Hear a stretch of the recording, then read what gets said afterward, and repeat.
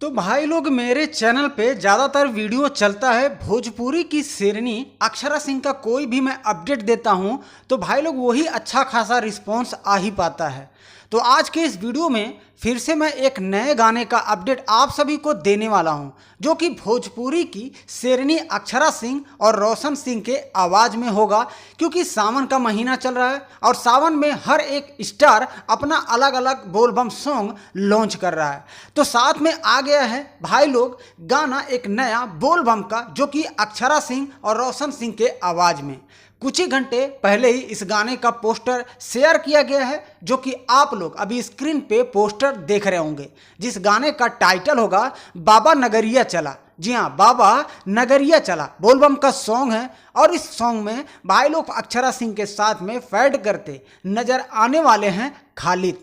आपको बता दूं कि इस वीडियो के डायरेक्टर हैं आर्यन देव, गाने के राइटर होंगे छोटू यादव जी, और इस गाने में म्यूजिक दिए हैं रोशन सिंह जी।